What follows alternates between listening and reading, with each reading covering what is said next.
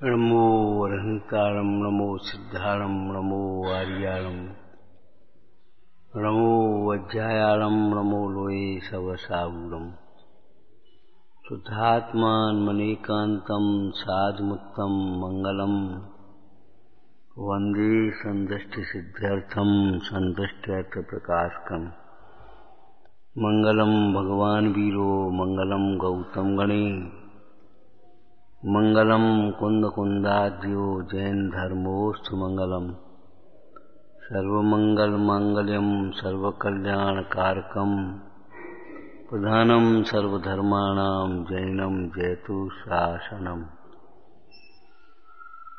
प्रगटे निज अनुभव करे चेतन सत्तारूप सब ज्ञाता लक्के नमो समय सार सेवहू। ओम नमः। अगर इतनी सी बात छूट जाए कि हम अलग से अपने को समझना बंद कर दें तो सारा काम बन जाए। ये तो धर्मशास्त्र है, तुलसीदास ने लिख दिया पाप मूल अभिमान। जहां अभिमान आया वहां ये समझो सबरे पाप इकट्ठे हो गए। एक पाप ऐसा है जो नहीं बचे हो। शांतिनाथ भगवान की जय हो जय हो जय हो। देखो मंदिर में एक वाक्य लिखा है, जिस घर में गुरुजनों का अनादर होता है उस घर के सारे पुण्य क्षीण हो जाते हैं। तो घर का ईंट पत्थर है उसमें पुण्य होते हैं, उसके पुण्य क्षीण हो जाते हैं। क्या होता है? ये दीवार काली हो जाएगी का, जहां में दर्रा पड़ जाए वो कि काली भी हो जाएगी दर्रा भी पड़ जाएंगे, वो भी होगा। लेकिन घर किसका नाम है? घर में रहने वाले लोग।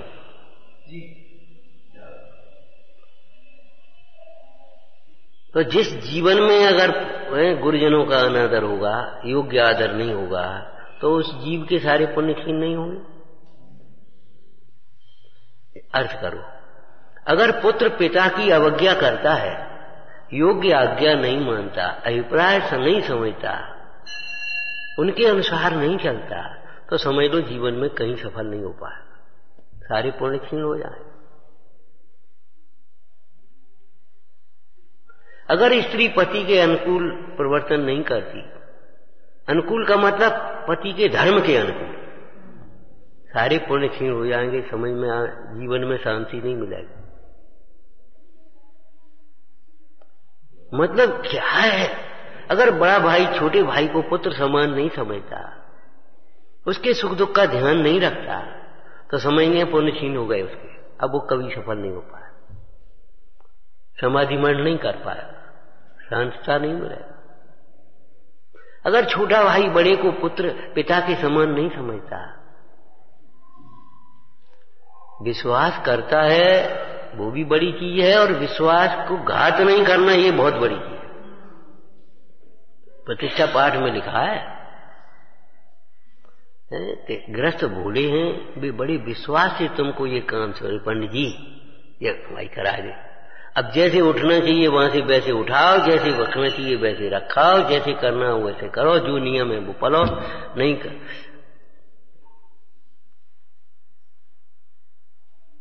अभी हम प्रतिष्ठाचार वाले श्लोक पढ़ रहे थे 4-6 दिन, आज नहीं पढ़ पाए। जैसे नाचार्य ने देखो कितना लिखा।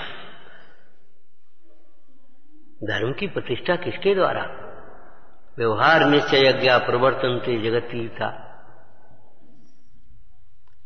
अब अपने को संबोधन, धर्मोपदेश माने अपने को संबोधन करना। भू आत्मन, तेरे बिना कोई काम तो रुकेगा नहीं, तू ही वंचित हो जाए। तुम चले गए तो भी काम हो रहा था, तुम चले गए तो भी काम हो रहा है, तुम आ गए तो भी काम हो रहा है। काम कार को बता, हम चले गए तो भी यहां चल रहे हैं। बल्कि हम तो कई बार देखा, पंडित जी आप चले गए, सब व्यवस्था सब बढ़िया चलता रहा, खूब क्लास चली, खूब भक्ति हुई, खूब चर्चा हुई। हमारा मतलब कोई दिक्कत नहीं, हमको खुशी है इस बात की। लेकिन तुम्हारे जीवन में जो चलना चाहिए सो नहीं चल रहा है, ये परेशानी है। भेद ज्ञान की धारा चलो, उससे निराभिमानता आएगी, तुम्हारा अभिमान टूटेगा। थोपने की कोशिश मत करो, समझने की कोशिश करो। कहीं भी थोपने की कोशिश मत करो, सफाई मत दो। सामने वाला जानता है, बहुत कुछ जानता है। सुनाओ मत, सुनो। जी मत कहो हम क्या करें, जो कह रहे हैं सो करो। तुम जाओ, चले जाओ, तुम बैठो, बैठ जाओ। इससे क्या हो? अरे तुम देखो तो सही क्या होता है। लेकिन अभिप्राय को समझकर तुम चले जाओ। अरे कैसे चले आए हम? पांव पकड़ो, गलती सुधारो, चले कैसे जाएंगे हम? वो भी बची जाए। हमें कहीं नहीं जाना। हमने कहा बेटा कहीं नहीं जाना तो बदनाम क्यों कर रहे? जब तुम्हारी तबीयत परसों से खराब है तो तुम्हें योग्य उपचार क्यों नहीं कर रहे? तुम्हारी आज अष्टमी है, तुमसे दवाई डॉक्टर ने कह रहा वो दवाई मान लो नहीं लेनी, तो दूसरी चीज भी तो है। बैठे तो हैं, अब हम फिक्र क्यों कर रहे? क्या लोगे उसमें से इलाज हो जाएगा। सारी वनस्पतियां, ऐसी कोई वनस्पति नहीं है जो औषधि ना हो। ये आयुर्वेद शास्त्र का सूत्र है। गेहूं, चना, मटर ये भी औषधियां हैं। तुअर की दाल और मूंग की दाल ये भी औषधियां हैं। लेकिन उस औषधि का नियोजन चाहिए। ऐसे ही औषधि नहीं है तुमने दाल खा ली घी डाल के बढ़िया। उस दाल में कितनी मात्रा चाहिए, कितना दीपन पाचन चाहिए, कितना कब्ज समय चाहिए, क्या उसका अनुपान चाहिए, औषधि बन जाएगी। वही मिष्टान औषधि हो जाएगा। थोड़े से परिवर्तन से वही मिष्टान। कह हमारे आयुर्वेद सार में तो सबके गुण लिखे, मिष्टानों के गुण लिखे। इसके ये गुण है, इसके पाक बोलते पाक।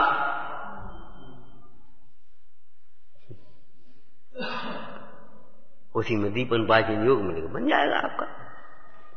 मतलब जरा सा नेक आराम मिल गया, स्वच्छंदता, और जरा सी तकलीफ हुई रोने बैठ गए। अब याद हम सवेरे चर्चा कर रहे थे, हमने ये बताओ साल भर से ये भी नहीं पूछा कि हम ये देखो इसमें ये परिवर्तन कर रहे, ये चल रहा था, ये ऐसे हैं, आप बताओ। अब बड़बड़ा रहे, अब बताओ क्या करें। अब रो रहे, 3 दिन हो गए रो ही रहे। रोते रहो, इससे क्या हो जाएगा? रोने से थोड़ी कर्म कटेंगे, रोने से कर्म थोड़ी कटेंगे, समझने से कर्म कटेंगे। कोट जन्म तप तपे, ज्ञान बिन कर्म जरे जी। ज्ञानी के छिन में त्रिगुप्त ते सहज तरे। कितना सुंदर बात। हमारे बिना कुछ काम नहीं रुकेगा। विचार कर लो आप कहीं भी, आप तुरंत नम्रीभूत हो जाएंगे, तुरंत झुक जाएंगे। आपका अभिमान टूट जाएगा। क्यों? कर्तृत्व का अभिमान टूटेगा। और हमारा कार्य हमारे बिना नहीं होगी, तुरंत परावलंबन छूट जाए। स्वावलंबन का अध्यात्म में अर्थ क्या होता है? शरीर का अवलंबन परावलंबन है। अध्यात्म में शरीर स्व नहीं है, कर्मोदय स्व नहीं है, क्षयोपशमिक भाव स्व नहीं है। इनका अवलंबन लेकर के जो तुम्हें विकृत परिणाम उत्पन्न होते हैं, क्षयोपशम का लक्ष्य करके मद होता है, अपनी मंद कषाय का लक्ष्य लेकर के मद होता है, शरीर की सुंदरता जाति कुल का लक्ष्य लेकर के तुम्हें मद होता है। बोलो स्वावलंबन से टूटेगा कि नहीं टूटेगा? जब तुम ये सोचोगे जी हम कहाँ हैं, न दीनता आएगी न अभिमान आएगा। क्या आएगा? भेद ज्ञान आएगा, प्रसन्नता आएगी, वीतरागता आएगी, निर्मोही। मोही बांधे कर्म को, मोही कर्म को बांधेगा, अपने को भूलो मत। लोक में कहते भैया अपनी औकात नहीं भूलो, तो ऐसी औकात तो वैसा शब्द हो गया है। अपना स्वरूप मत भूलो, अपनी सामर्थ्य को नहीं भूलो। तीसरा नंबर बोलो बेटे, अपने प्रयोजन को नहीं भूलो, लक्ष्य को मत भूलो। अपने स्वरूप को मत भूलो, अपने सामर्थ्य को मत भूलो, अपने लक्ष्य को मत भूलो, किए गए उपकार को मत भूलो। ये भगवंतों का उपकार।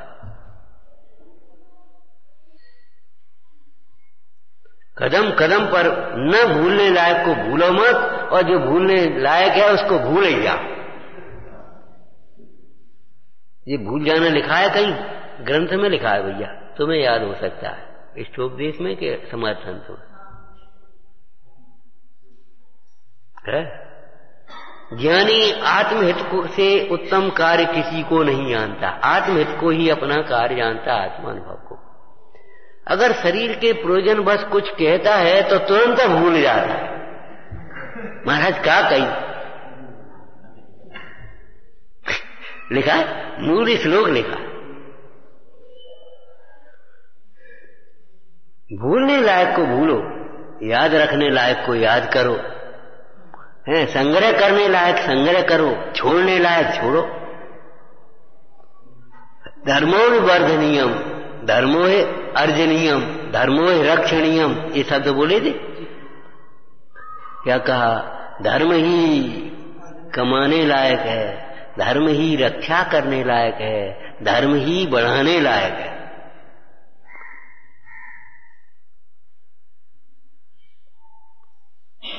उससे तुम धन के प्रति निष्प्रही हो जाओगे, और धन की जो वांछा है वो मिट जाएगी, निष्प्रही होने का मतलब। और धन भी तुम्हारे पास अपने आप आ जाएगा। आना हो तो आ जाए, नहीं आना हो मत आ जा, क्या लेना देना। जब हमको बनी बनाई रोटी मिल रही है तो हम क्यों तुम बाजार में तलाशी फिर कहा गेहूं कहूं गेहूं मिल जाएंगे ना, क्या करना है? पहले ऐसे भैया निकटवा दे देना, काहे? अरे तो वो यात्रा में गए तवा दे देना, काहे? अरे तुम यही रोटी खा ली, क्या करना तुम्हें? नहीं नहीं हमारे पास धरो है सामान। अरे सामान है सो ले आओ।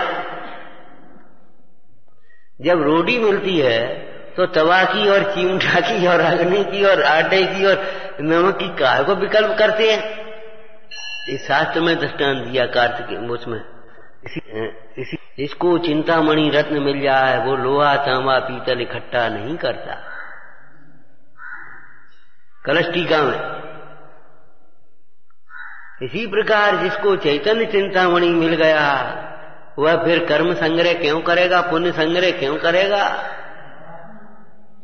वो बाहर की सामग्री को क्यों चाह करेगा, क्यों प्राप्त करने का चाहे? देखो सुनते हैं उसको प्रमाण करना चाहिए, अंतर में विचार करके स्वीकार करना चाहिए। कहा था ना हे जीव, तो इसको स्वीकार कैसे करेंगे? हूं जीव, मैं जीव ही हूं। और हे जीव में अलर्ट हो जाना चाहिए, कुछ कहना चाह रहे सावधान हो जाओ। सुनता रहे सावधान तेरा क्षणमंतु, माने कोई बहुत मतलब की बात है। ये संबोधन भी है, हे जीव। आगे कुछ कहेंगे, अधूरा है अभी, संबोधन किया है। संबोधन का अर्थ जानते हो? सम्यक बोधन। संबोधन का मतलब सम्यक बोधन, सम्यक प्रकार से बोध देना, पुकारना, कहना, समझाना, संबोधन। संबोधन हिंदी में कारक होते हैं, संस्कृत में नहीं दिया उसको, क्योंकि उसका संबंध क्रिया के साथ नहीं है।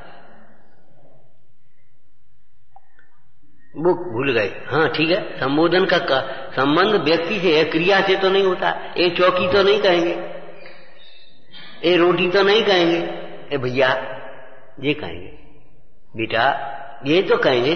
किसी इस पुस्तक को, इसको संबोधन करेंगे अचेतन पदार्थ को, क्रिया को संबोधन करेंगे।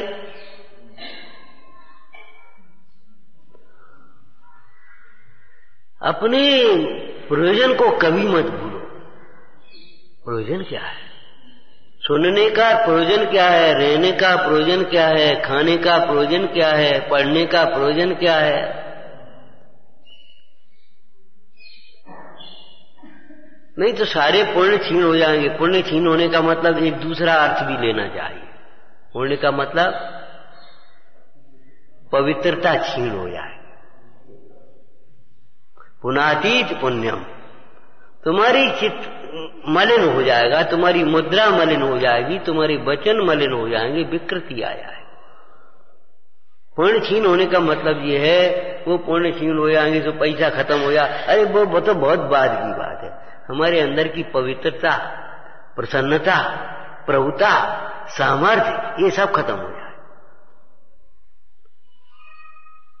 जिसको एक रोग के अर्थ में कहते डिप्रेशन हो जाए, डिप्रेशन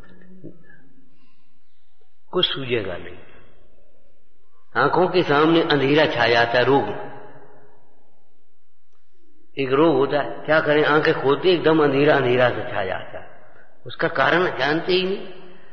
दवाइयां अपनी जगह है, पुण्य के उदय में औषधियां निमित्त होती हैं, पुण्य के उदय बिना औषधि भी निमित्त नहीं होती।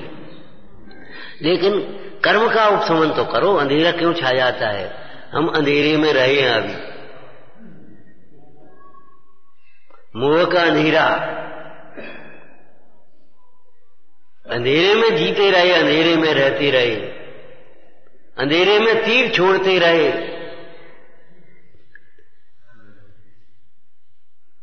अंधेरे में पूजा करी। 4 बजे से पूजा करने की बात नहीं कह रहे हम, वो तो करी सो करी, तो अंधेरे वाली वो तो अलग ही है। लेकिन अंधेरे में पूजा करी मतलब मोही होकर के पूजा करी। न पूज्य को पहचाना, न पूजा के प्रयोजन को पहचाना, न पूजा का स्वरूप पहचाना, न पूजा का फल। अंधेरे में अज्ञान से मेरा अंधाना, अज्ञान का अंधेरा। अज्ञान का अंधेरा दूर करो, अभिमान का अंधेरा दूर करो, मोह का अंधेरा दूर करो। तुम्हारी आंखों के सामने कभी अंधेरा नहीं होगा। ये दवाई है सबसे बढ़िया। तो भाई समझ में मानो नहीं, चाहे मीटिंग समझ ले, चाहे सलाह समझ ले, चाहे उपदेश समझ ले, जो कुछ समझना हो समझ लो, चाहे प्रवचन समझ ले, चाहे स्वाध्याय समझ ले, चाहे उपदेश समझ ले, जो समझना हो समझ। बुद्ध वीर जिन हरे हर ब्रह्म, तुम्हें जो कहना हो उसको नाम दो, लेकिन अनादर मत करो।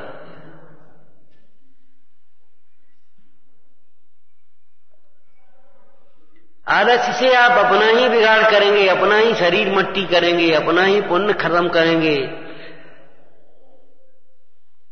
आलस से दूसरे का कुछ बिगाड़ नहीं कर पाएंगे। हिंदुओं में एक कहावत है, दिवाली के दिन सफाई करते खूब, वो लक्ष्मी गंदगी में नहीं आई।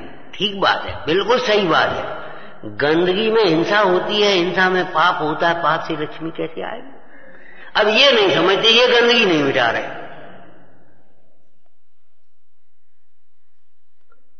जहां गंदगी होती है वहां लक्ष्मी नहीं रहती। हमने तो पुराण पढ़े या कथानक पढ़े हैं, वो लक्ष्मी आकर के खड़ी हो गई, सुनो ए सेठ, अब हम जा रहे तुम्हारे घर से। क्यों जाएगी? कैसे? तिजोरियों में बंद करके रखूंगा, बंदूक का पहरा लगाऊंगा। अरे तेरे जैसे पागल कितने हैं बंदूक के पहरे वाले। तेरे जैसे अत्याचारी के पास में अब नहीं रह सकते। ये शब्द हमने पढ़ा। बाकी जो किसी गरीब को 2 मुट्ठी अनाज नहीं दे सकता है, जो किसी की गरीबी का नाजायज फायदा उठा करके कहता है कि 16 वर्ष की लड़की का विवाह हमारे साथ कर दो, तो 60 वर्ष का होकर के बूढ़ा प्रेशर बनाता है, मजबूरी का फायदा उठाना चाहता है कि नहीं तो हमारे रुपया ला और 3 रुपया को ब्याज ला। तेरे जैसे अत्याचारी के पास अब नहीं रह सकते।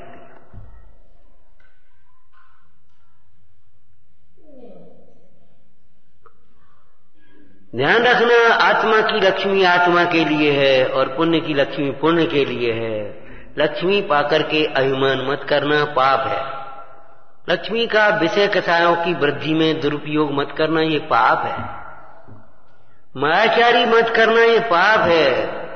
लक्ष्मी है होते हुए भी भिन्न है। इसे क्या मतलब?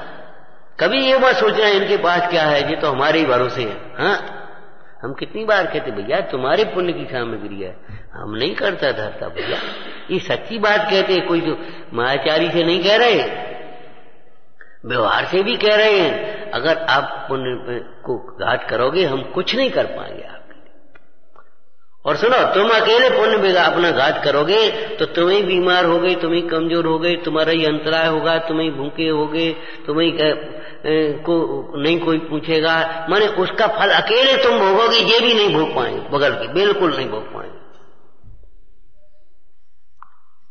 फिर तुम दुखी होगे। बिल्कुल सच्ची बात समझ लेना। हमारे परिणाम का फल दूसरे कैसे भोगेगा? अगर करेगा तो भोगेगा। जब हमारा परिणाम हमने ही किया है, दूसरे ने कराया भी नहीं है। परमार्थ देखो, दूसरे ने कराया भी नहीं है तो माने हमारे परिणाम और जब बिगड़े हैं तब निमित्त हुए हो, बिगाड़े नहीं है।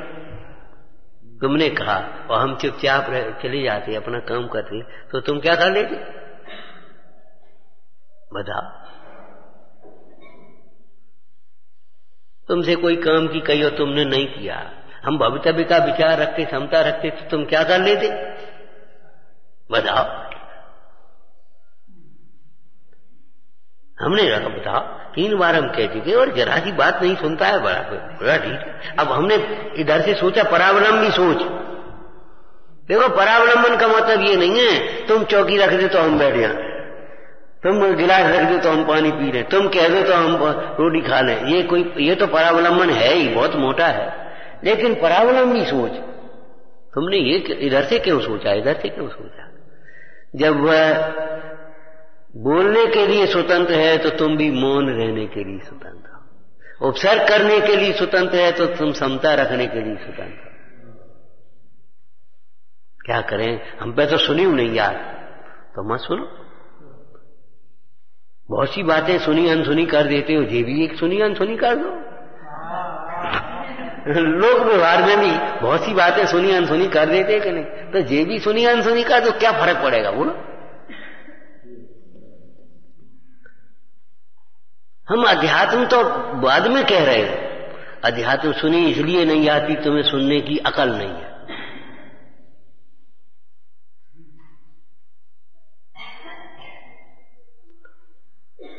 क्या करें? भोजन नहीं पचता, तुम्हें पचाने की अकल ही नहीं है। खाओ और सोए गए, कैसे पचेगा?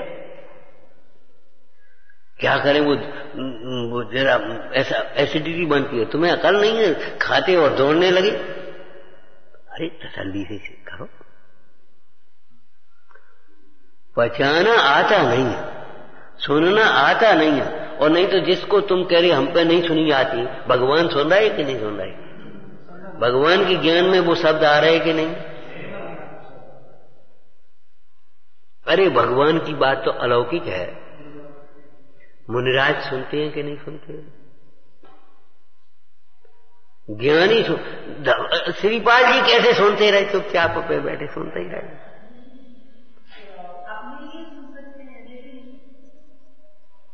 वो भी सुननी पड़ेगी, उसका प्रतिकार भी करना चाहिए, लेकिन उत्तेजित होकर के नहीं, योग्य रीति से। नहीं सुनी जाती है। हम अपने लिए, हमसे तुम जो कुछ कहना कहो, इनसे नहीं कहो। बिल्कुल ठीक बात है, इतना धर्म वात्सल्य होना ही चाहिए। जो धर्मायतन की, धर्म की, देश की, समाज की निंदा सुनता रहता है वह भी पाप करता है। उसमें एक नमक मिर्च और मिला देता है वो तो महापापी है, लेकिन चुपचाप सुनता रहता है। इतने बीतरागी नहीं हो गए? अगर तुम्हारे पिताजी से कोई कहे तो तुम सुन रहे हो? नहीं सुनोगे। तो ये बता, पिताजी जी कह रहे तो नहीं सुन पाओगे, तो भगवान से कहे, गुरु से कहे, शास्त्र से कहे तो कैसे सुन पाओगे?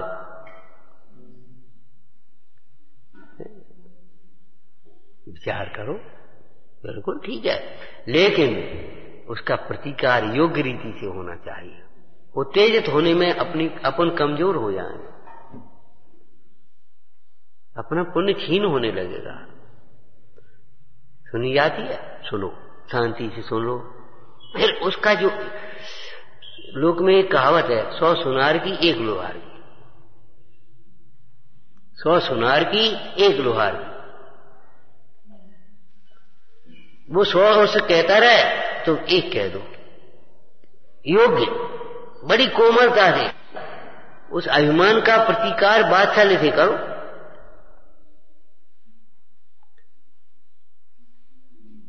सोचने लगे कि बात तो ठीक है, और मौन होते हैं तो भी कुछ कहते ही है, ऐसा नहीं, मुद्रा होती है। जब हम मौन रह जाए ना तो सामने वाला फिर पीछे से सोचता है, अरे हम फालतू बोलते हैं, कोई मतलब नहीं निकला।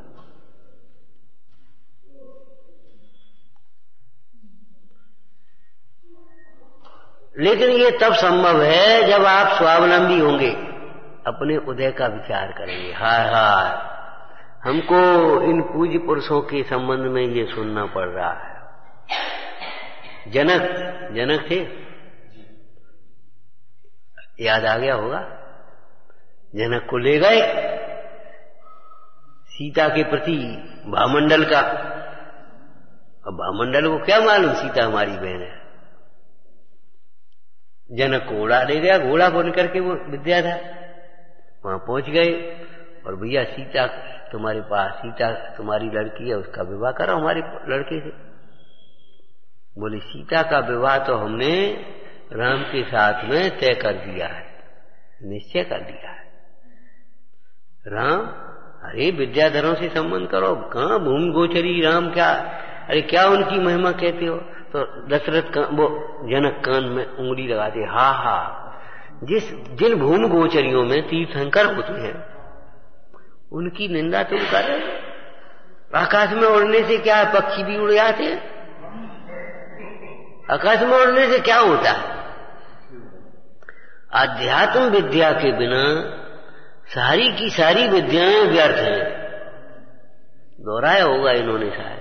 देखो भाई, शील के बिना रूप जैसे मिथ्या है, ऐसे भेद ज्ञान के बिना तुम्हारा क्षयोक्ष में ज्ञान मिथ्या है।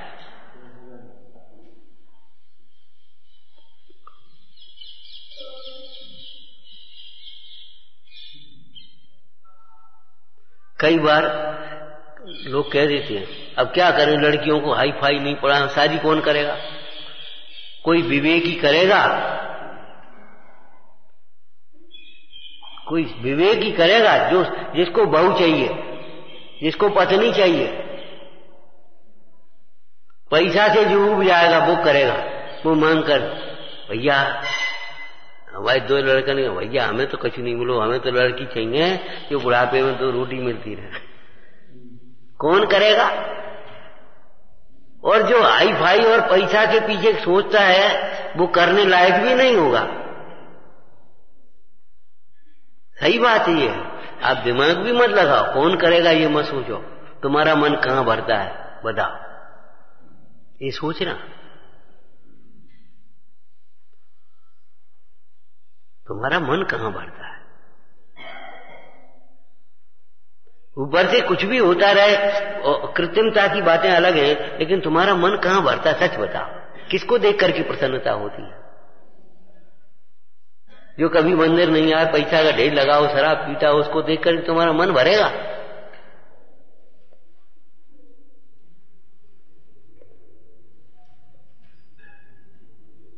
विचार करो, कैसी बातें सोचते हो। वो तुमने कथा पढ़ी है, एक सौत की लड़की थी, मां मर रही थी, और एक अपनी लड़की थी। विवाह का प्रसंग आया, देखने के लिए बड़ी लड़की को आए।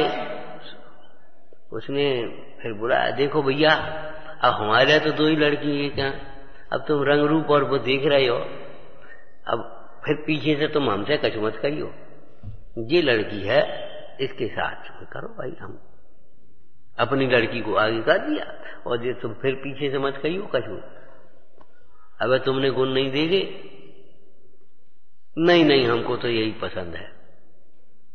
वो तो निगाह देखने वाला जरा से में देख लेता है, दूसरों की बातों में नहीं आता जो विवेकी होता है।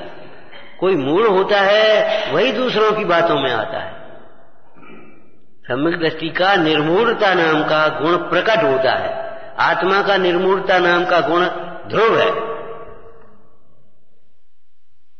और सम्यक दृष्टि को वो निर्मूढ़ता प्रकट हो जाती है। जिसकी सम्यक दृष्टि माने सम्यक विश्वास हुआ, देव शास्त्र गुरु का उपासक है, श्रद्धालु है, वह किसी की बातों में नहीं आया। अब क्या हुआ भैया, शादी तय हो गई, बारात आ गई। अब उसने दूसरी चाल चली, उस लड़की से कहा, बड़ी लड़की से, कि बेटा अपने कुल में ये रीति है और चल मेरे साथ, इस स्मशान में वहां बैठा दिया और यही तेरा पति आएगा, वो तुझको वरण करेगा। और इधर हल्ला कर दिया, यानी कहां चली गई, टाइम पर लड़की नाक कटा दी, फलाना कर दिया। अब भैया हमारे लिए तो दो एक सिंह, अब जिसकी शादी उसकी शादी करके बलक। अब वो लड़की स्मशान में बैठी। पुराण में कथा है शायद, नाम पता हमको याद नहीं। क्या करें अब, राजा उधर से निकल रहा था बीच पर, ये लड़की कौन बैठी, कौन है भैया, कैसे है, कैसे ऐसे सेठ की पुत्री, और माँ ने कहा तू वहीं बैठ। राजा को प्रसन्नता आ गई, बोले देखो घर बैठे देवी मिल गई हमको। उसने वरण कर दिया और अपना नाम गोपालक बता दिया। गोपालक हैं हम, प्रजापाल पति कह देते हैं, प्रजापालक कह देते हैं, गोपालक भी कह देते हैं। गोपाल भगवान का नाम भी है। अब चले गए, लड़की अपने लौट के आ गई। इधर तो वो सब बेदा फेदा हो ही गई थी, सब तैयारी। काहे का हो, अरे वो आया था और उसने वरण किया और वो उसने अपना नाम गोपालक बताया। ठीक है, अब उसको बाड़े में बगल में जहां पशु बनते थे वहां उसको जगह बता दी और वहीं उसका वो गोपालक आ बैठा, और दीपक भी नहीं देती थी चेहरा देखने की। जब सेठ लौट करके आए उन्होंने देखा, नहीं समझ में नहीं आती। लड़की से पूछा, क्यों तू अपने गोपालक को पति को पहचानती है कि नहीं? कि चेहरा कभी देखा नहीं हमने, चरण पखारे हैं हमने तो चरण पकड़ करके हम जरूर बता सकते कि ये हमारा गोपालक। राजा से कहा जाकर के ऐसी ऐसी घटना बोली हमारी लड़की है। तो राजा तो जानते ही थे, उन्होंने कहा ठीक है हम आएंगे, देखेंगे, हम न्याय करेंगे। तो सबका भोजन रखा। अब चरण पखाड़, आंखों पर पट्टी बांधी और चरण पखाड़ने का मौका दे दिया उसको। लड़की जो जो मेहमान आते सबके पैर पखाड़ती। जैसे ही राजा आए और पैर बोले यही है हमारा गोपालक, लोग हंसने लगे, क्या करे? राजा ने कहा सचमुच है सेठ, मैं ही उसका पति हूं, मैंने इसको वर्ण किया है, महारानी है।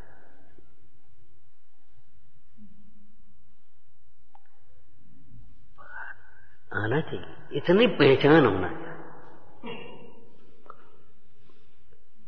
कसाय से दूसरे का बुरा करना चाहे तो चाहे, उसका बुरा होना उसके उसकी कसाय के अधीन है, उसके उदय के अधीन है, उसके भवितव्य के अधीन है। ये सोचो हम उसका कुछ भी बुरा नहीं कर पाएंगे, इसलिए बुरा करने का भाव करके हम अपना बुरा क्यों करें?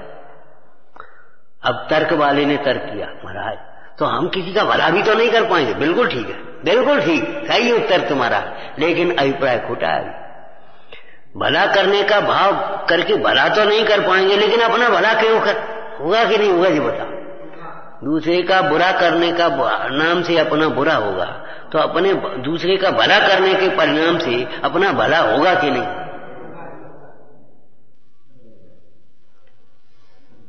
तो हम अपना भला क्यों करें? जी क्यों उल्टे क्यों चलते हो भाई? नहीं, सदैव सबके भले की बात विचारो, किसी के भले की कभी मत सोचो। हमारा काम हमारे बिना नहीं होगा, इसका अर्थ मोक्ष मार्ग समझना चाहिए। हम अपना मोक्ष मार्ग दूसरों के भरोसे क्यों छोड़ रहे हैं? यदि हम अपना काम दूसरों के भरोसे छोड़ते हों तो लौकिक में भी निंदनीय होते हैं, प्रमादी होते हैं, अहंकारी होते हैं, काम बिगड़ जाता है अपना दूसरों के भरोसे। और अपना काम स्वयं जब करने लगते हैं, सामने वाला भी सोचने लगता है, नहीं सोच है उसकी व्यवस्था उसके पास है, हमारा काम बन जाता है, हमारा सब कल्याण हो जाता है। ऐसे ही मोक्ष मार्ग में शरीर पर है, शरीर का अवलंबन व परावलंबन है। क्या कहा? शरीर का अवलंबन व परावलंबन है। मलिन शरीर को देख करके मनराज मलिन भाव नहीं करते हैं, ये मल परिचय जय है। शरीर मलिन है ना, उस मलिन शरीर को देखकर मनराज मलिन भाव नहीं करते, निर्मल आत्मा को देख करके सदा निर्मल भाव रखते हैं। क्षयोपशम पर है, उदय पर है, अधिक भाव पर है, इनका अवलंबन लेकर के अष्टौ आश्रित मानित्वम, इनका आश्रय लेकर के तुम अभिमानी होते हो या दीन होते हो या दुखी होते हो या हर्ष मिथ्या सुख की कल्पना करते हो, ये सारी बातें छोड़ देना चाहिए। ये गुरु वचन है, ये जिन वचन है। जो इन जिन वचनों का अनादर करता है उसके सारे पुण्य का क्षीण होता है।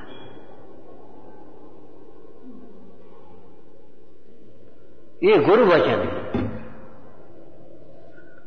कभी पर की ओर से विचार मत करो। हमारा उदय, हमारा परिणाम, भवितव्य, कितनी तो गोलियां धरी हैं, तुम चाहे कहीं तो खा ले, उसी से तुम्हारा दर्द मिट जाए।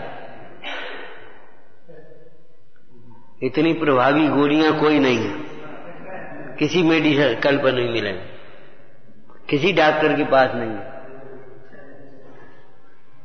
इसीलिए ये उत्कृष्ट वैद्य कहा है इनको, महामोहातंक प्रशमन पराकस्मिक विषय, उत्कृष्ट वैद्य। और हमको एकदम अकस्मात मिल गए, अब क्या पूछो काय को तुम चूक रहे हो?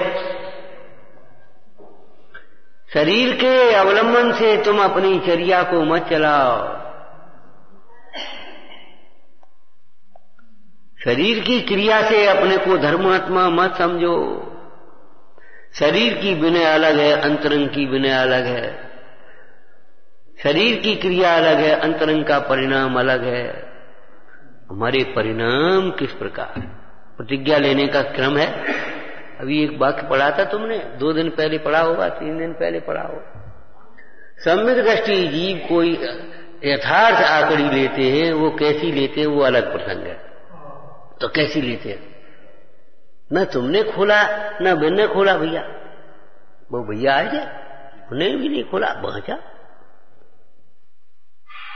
सम्यक दृष्टि कोई यथार्थ आकड़ी होती, वो कैसे होती, कैसे लेते?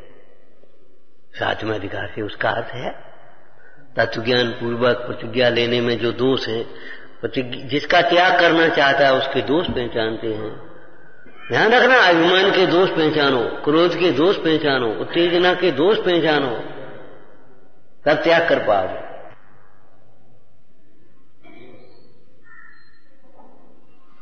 और देखो, हमारे कर्म से ज्यादा सहन नहीं करनी पड़ रही हमें, और इतनी सहन नहीं करोगे और संकलेश करोगे तो इतनी सहन करनी पड़ेगी फिर तुम्हें।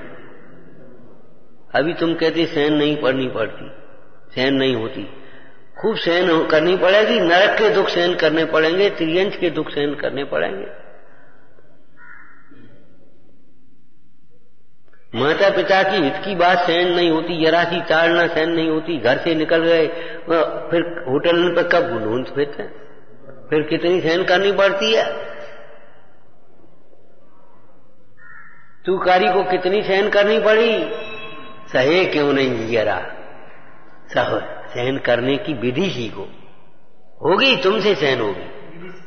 22 परिचय अपने आप सहन हो जाएंगे, तुम्हें मालूम भी नहीं पड़ेगा कैसे सहन करें। बड़े बड़े उपसर्ग, बड़े बड़े परिचय आपके अपने आप सहन हो जाएंगे, कुछ नहीं बिगड़ेगा आपको, बिल्कुल परिणाम में बिल्कुल खिन्नता नहीं आएगी।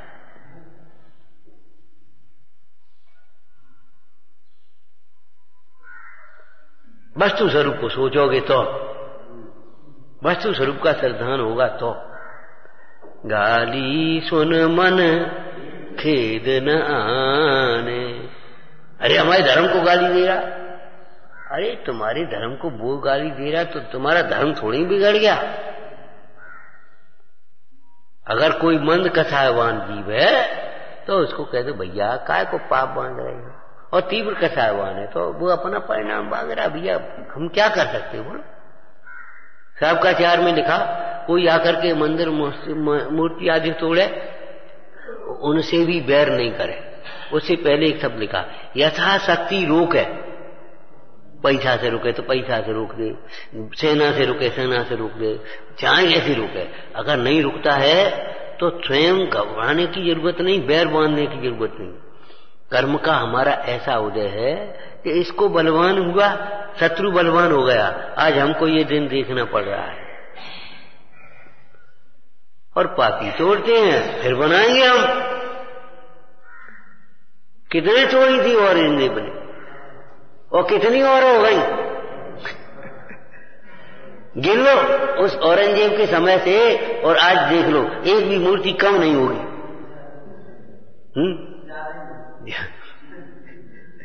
काऊ के मिट रहेगा, मिट रही, काऊ के तोड़े तो तोड़ रही है।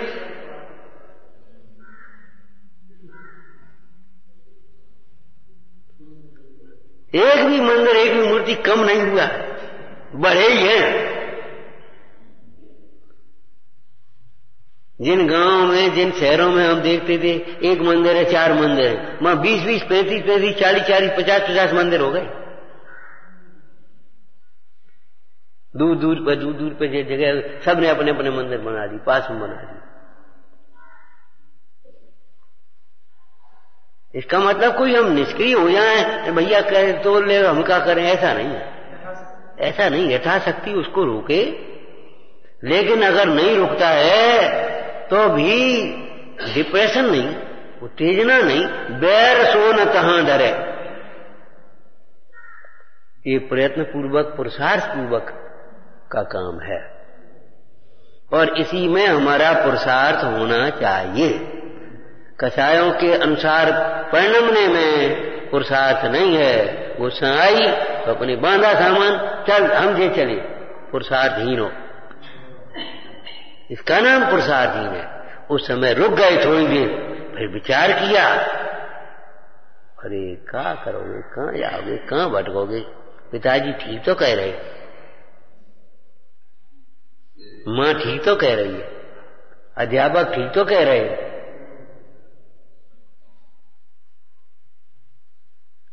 बस खत्म हो गई बात, निपट गई।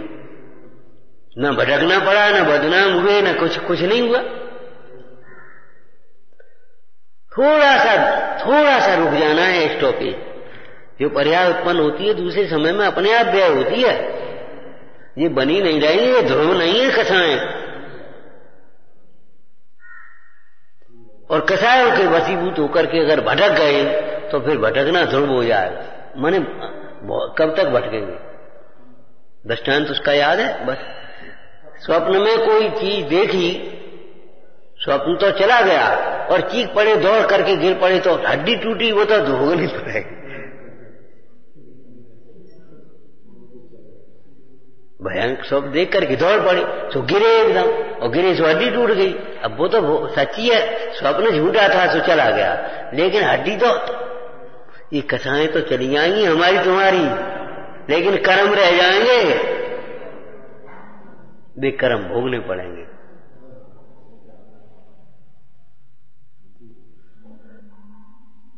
बहुत हड्डी टूटने से भी ज्यादा खतरनाक है अपना उपयोग टूट जाए, अपनी दृष्टि टूट जाए। वही तो हड्डी माने मूल, दृष्टि टूट गई, दृष्टि हट गई माने श्रद्धा खत्म हो गई, चल विचल हो गई। अरे कुछ नहीं है, फालतू है जो तो जो ही करते रहते, बस समझ लो हो गया, बस अब खत्म मामला। ओम नमः हे जिनवाणी भारती तो ही जपूं दिन रे, जो तेरी शरणा गए सो पावे सुख के, अमानी के ज्ञान से सो